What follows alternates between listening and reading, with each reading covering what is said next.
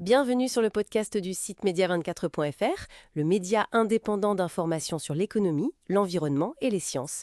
Je suis la journaliste et animatrice pour cette analyse. Et avec moi, notre spécialiste des sciences pour media24.fr qui va nous éclairer aujourd'hui. Alors, on va parler aujourd'hui d'une annonce assez marquante dans le secteur du transport maritime, un secteur qui fait face, on le sait, à d'énormes défis environnementaux. Oui, absolument. Deux acteurs majeurs français, Total Energies et CMS-CGM, qui décident d'unir leurs forces. Ils créent une coentreprise. L'objectif, développer le soûtage, l'avitaillement en gaz naturel liquéfié, le GNL, pour les navires. Ça se passera en Europe du Nord. C'est une initiative, d'envergure, mais la question se pose, est-ce vraiment la bonne voie pour un secteur aussi polluant? Alors, justement, pour commencer, concrètement, que va faire cette nouvelle structure? Cet accord, il prend quelle forme? Mais en fait, ils montent une société commune, oui, et elle sera basée à Rotterdam. C'est un lieu clé pour le maritime en Europe. Oui, un hub important. Exactement. Et le cœur de l'activité, ça va être d'opérer un nouveau navire ravitailleur, un bateau spécialement conçu pour le GNL, avec une capacité assez conséquente, 20 000 mètres cubes. Ah oui, quand même. Oui, c'est pas mal. Et sa mission, ce sera de livrer le GNL aux autres navires, principalement dans la zone très active Amsterdam-Rotterdam-Anvers. L'idée, c'est d'offrir un service complet du terminal de stockage jusqu'au réservoir du navire client, quoi. Et tout ça, ça devrait être en place d'ici 2028. D'accord, 2028. C'est un peu une sorte de station-service flottante géante, alors, si je comprends bien. C'est une bonne image, oui. Une station-service flottante pour le GNL. D'accord. Mais alors, pourquoi ce choix du GNL? On en entend parler comme une solution, mais il y a aussi des critiques, des limites. Quels sont les avantages réels? C'est vrai, c'est une question importante. Le GNL, il a des atouts nets par rapport au fioul lourd traditionnel. On parle d'une réduction des gaz à effet de serre de l'ordre de 20%. 20%, c'est pas énorme face à l'urgence climatique. Disons que c'est un premier pas. C'est pas zéro carbone, on est d'accord. Mais surtout, et c'est un point fort pour la qualité de l'air, notamment près des côtes et dans les ports, il est réduit de 85% les particules fines et quasiment 99% des oxydes de soufre. Ça, c'est très significatif. Ah oui, pour la pollution de l'air, c'est net. Voilà. Par contre, il faut être clair, ça reste une énergie fossile. C'est souvent présenté comme une énergie de transition, une des meilleures options disponibles aujourd'hui à grande échelle, en attendant mieux. En attendant des solutions vraiment vertes. C'est ça.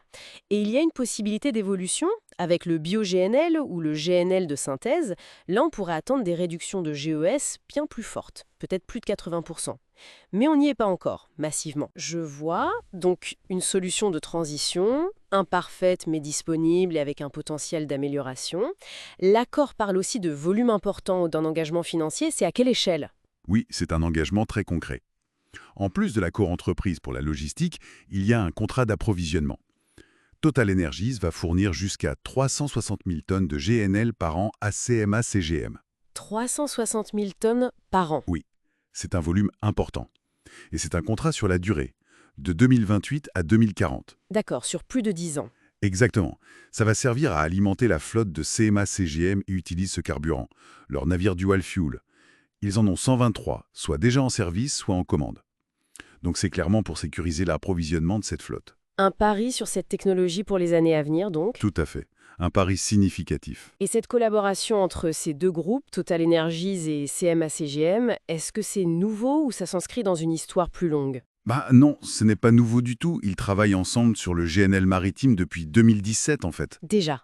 D'accord. Oui, il y a eu plusieurs étapes. Des premiers contrats en 2017, puis 2019 pour Rotterdam et Marseille. Après, on a vu des opérations concrètes. Le premier ravitaillement d'un très gros porte-containers au GNL à Rotterdam en 2020. Puis d'autres opérations à Dunkerque en 2021. Une première de navire à Marseille-Fos en 2022. Donc cette coentreprise, c'est vraiment une suite logique, une montée en puissance.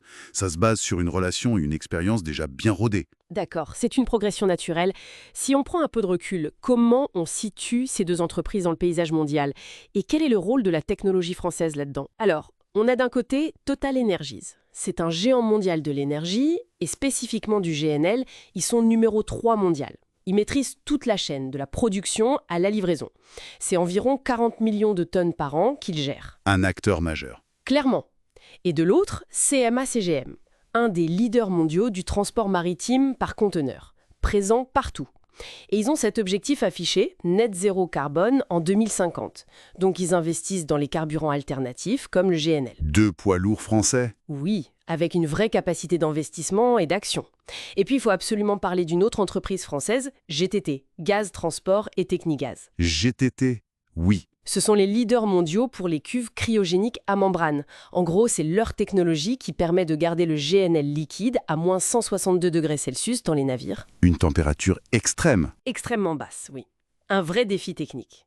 Et GTT équipe l'immense majorité, genre 80% de la flotte mondiale de méthaniers.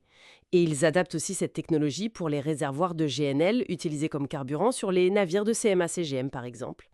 C'est une expertise française vraiment clé. Très bien.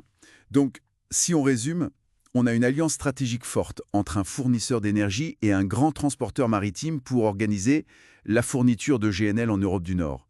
Le GNL est présenté comme une solution de transition pour rendre le transport maritime moins polluant, même si ce n'est pas la solution miracle zéro carbone. C'est exactement ça. Et tout ça, ça repose sur des infrastructures dédiées comme ce navire ravitailleur et sur une technologie de pointe où une entreprise française comme GTT joue un rôle essentiel. C'est une bonne synthèse, oui.